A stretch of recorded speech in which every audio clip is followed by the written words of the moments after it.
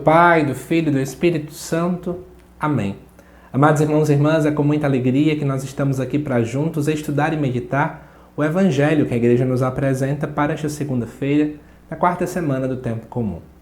E o texto do Evangelho desta segunda se encontra lá em Marcos, no capítulo 5, versículos de 1 a 20, que nos diz assim: Naquele tempo, Jesus e seus discípulos chegaram à outra margem do mar, na região dos Gerazenos. Logo que saiu da barca, um homem possuído por um espírito impuro, saindo de um cemitério, foi ao seu encontro. Esse homem morava no meio dos túmulos, e ninguém conseguia amarrá-lo, nem mesmo com correntes.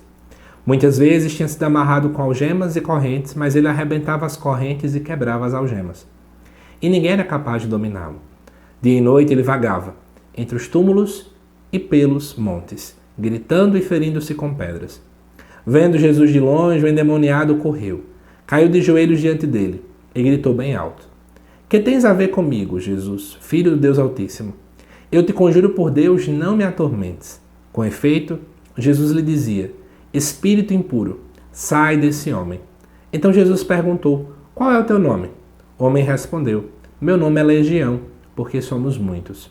E pediu com insistência para que Jesus não o expulsasse da região. Havia aí perto uma grande manada de porcos, pastando na montanha.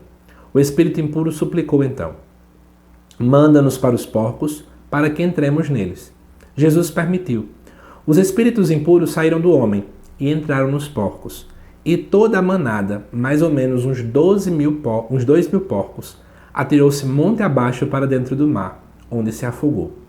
Os homens que guardavam os porcos saíram correndo e espalharam a notícia na cidade e nos campos. E as pessoas foram ver o que havia acontecido. Elas foram até Jesus e viram o endemoniado sentado, vestido e no seu perfeito juízo. Aquele mesmo que antes estava possuído pela legião, e ficaram com medo. Os que tinham presenciado o fato explicaram-lhe o que havia acontecido com o endemoniado e com os porcos. Então começaram a pedir que Jesus fosse embora da região deles. Enquanto Jesus entrava de novo na barca, o homem que tinha sido endemoniado pediu-lhe que o deixasse ficar com ele. Jesus, porém, não permitiu. Entretanto, lhe disse: Vai para casa, para junto dos teus, e anuncia-lhes tudo que o Senhor, em sua misericórdia, fez contigo. Então o homem foi embora e começou a pregar na Decápole tudo o que Jesus tinha feito por ele, e todos ficaram admirados.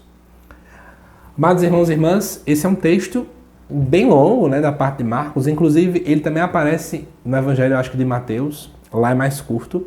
Mas Marcos é o evangelista que mais traz detalhes sobre esse episódio, que tem algumas peculiaridades. Mas eu vou trazer só alguns pontos aqui para vocês, Jesus chega na região dos Gerazenos. É uma região pagã, certo? De um povo pagão. E lá diz que vem um homem que vem da região dos cemitérios. Deixa eu explicar para você o porquê que é a importância do cemitério aqui. Para o povo daquele tempo, se compreendia que nos cemitérios as almas do povo ficavam vagando. Inclusive, tem muita gente que pensa algo muito parecido assim hoje. Eu passei boa parte da minha vida morando próximo ao cemitério, acho que uns 20 metros, eu acho, do cemitério na casa dos meus pais. E eu lembro que muita gente dizia assim: como é que vocês têm coragem de morar perto dos cemitérios? É muito estranho, chega a dar medo e não sei o quê. Então, tem muita conversa estranha aí pelo mundo sobre isso. E naquele tempo era a mesma visão, Só que fala que ele era amarrado por correntes, só que ele tinha tanta força que ele conseguia arrebentar essas correntes. Isso aqui são todas imagens que servem para poder mostrar que esse homem era possuído não era de qualquer forma, mas era uma possessão muito completa, E aí a gente vai entendendo ainda mais que Jesus libertar esse homem garante que o poder de Jesus não é um poder tão pequeno, mas é um poder gigante, E aí diz assim: que dia e noite ele vagava pelos túmulos e pelos montes, enfim, toda essa realidade. O versículo 6 diz que ele vê Jesus. O endemoniado então corre, cai de joelho diante dele e grita: O que é que tem a ver comigo? Ou seja, o que é que existe de comum entre eu e você, Jesus? Isso porque o diabo, ele sabe que não tem nada em comum com Jesus. Então ele vai fazer esse questionamento. E ele vai até dizer assim: Não me atormentes. Por quê? Porque o inimigo de Deus reconhece o poder de Deus. Eu sempre acho muito interessante esses diálogos que aparecem com Jesus, porque muitas vezes aqueles que dizem seguidores de Jesus não entendem quem Jesus é. Mas aí vem uma pessoa que não sabe quem Jesus é no sentido de ser discípulo de Jesus, e essa pessoa ela acaba na verdade, sabendo mais quem Jesus é, tá vendo?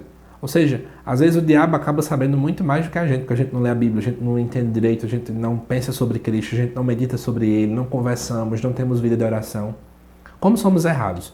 Mas enfim, só que Jesus, de fato, diz que esse Espírito deve sair dentro dele. Aí Jesus tem um mini diálogo, pergunta qual é o teu nome. Ele fala que é legião porque são muitos. Ele pedia para que Jesus não expulsasse e Jesus manda para os porcos. Os porcos então se lançam dali e aí depois o povo inclusive tem um monte de medo em relação a Jesus, né? Primeiro porque Jesus mandou para os porcos. Gente, os porcos sempre foram vistos pelo povo judeu como um animal extremamente impuro. Isso porque um porco ele não costuma olhar para o alto.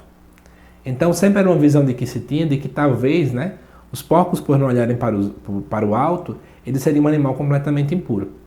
Ao mesmo tempo também, né, muitos povos pagãos se alimentavam do porco. E a visão que se tem ali desde Esdras e Neemias é que nós deveríamos ter práticas completamente diferentes dos povos estrangeiros. Então, se eles comiam porcos, nós não vamos comer. Então, esse era um ponto que era muito bem colocado, né?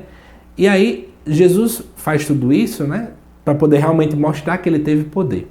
Na verdade, não é o objetivo de Marcos ficar aqui evidenciando a morte do porco, ficar evidenciando porque Jesus não colocou esse espírito para ir para outro lugar. O foco não é esse. O foco principal é perceber que Jesus ele vence o mal, que Jesus ele tem poder para vencer o mal. E em segundo ponto, que também é importante você perceber, é que o povo não queria que Jesus ficasse ali. Por quê? Porque na verdade esse povo estava pensando no seu dinheiro. Porque eles pensaram o seguinte: nossa, se muitos porcos morreram e a gente vende carne de porco, porque nós somos pagãos, então a gente vende carne de porco, então na verdade ele vai acabar o nosso comércio. Então nós temos aqui um povo que mais pensa no dinheiro, na sua economia, no seu lado financeiro, do que na sua salvação. Talvez seja essa a principal mensagem que a liturgia pode nos oferecer nesse trecho. Podemos pensar quantas vezes eu estou mais preocupado com o meu bem-estar, com a minha vontade, com os meus desejos, com os meus sonhos, né? Com a minha perspectiva de mundo, do que em buscar saber qual é a vontade de Deus na minha vida. É um grande pecado que muitas vezes a gente acaba cometendo. Mas eu quero convidar você a pensar muito sobre isso. O que está sendo em primeiro lugar na nossa vida? É a vontade de Cristo? É a minha própria vontade? É o meu querer? É o meu desejo? O que eu estou colocando de fato em primeiro lugar? Que à luz desse evangelho nós possamos meditar sobre isso nessa segunda-feira e obviamente também pensar um pouco no que aconteceu nesse endemoniado. Depois que ele ficou liberto, ele pôde evangelizar na região da Decápole. E para quem não sabe, a região da Decápole é uma região, né, no qual existem pessoas também pagãs. Decápole é um conjunto de 10 cidades pagãs naquele tempo. Ele anunciou para aqueles que mais precisavam. Por isso que Jesus não permitiu que ele o seguisse. Porque a gente tem que entender o seguinte: cada pessoa tem uma vocação específica. Alguns são chamados a serem padres, a serem religiosos, a serem leigos, mas outros já vão ter outros chamados e por aí vai. Deus sempre tem um chamado para cada um de nós. Basta que a gente possa abrir o coração para entender o que Ele quer de mim e de você. Que Deus te abençoe, amado irmão e irmã. Te aguardo nos próximos vídeos aqui do canal. Até mais.